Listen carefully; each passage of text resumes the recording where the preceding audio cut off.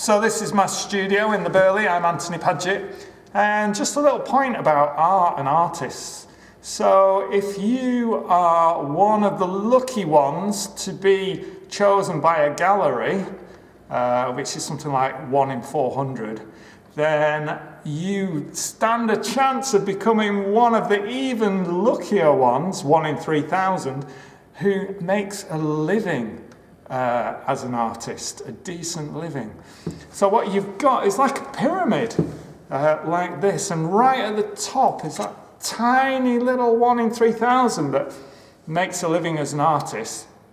And meanwhile, all these other artists don't, and there's galleries and auction houses and dealerships that make money buying and selling the artworks.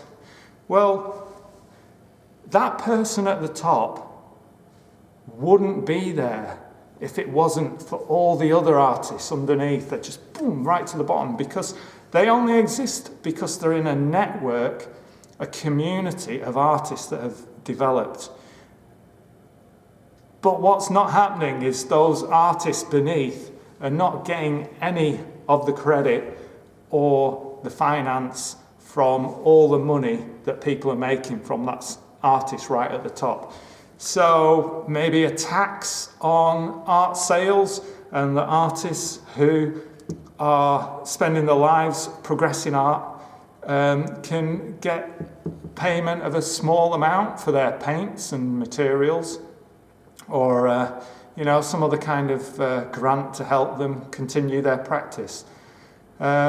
So that small number of artists as well, just because they've been selected by the people whose choices have given that artist status.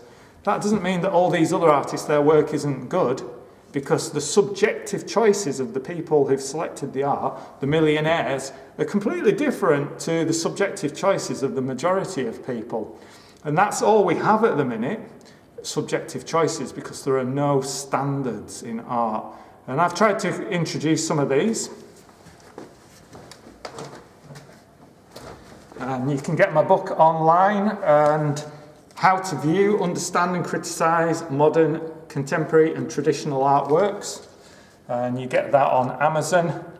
And in that is a whole set of standards, categories, formal categories to tick off in your analysis of art, construction elements, design elements, background materials, just to start introducing some sort of way of regulating art so that the subjective choices of the few at the top aren't imposed on the rest of us, and so that all the other artists, their work gets a fair view.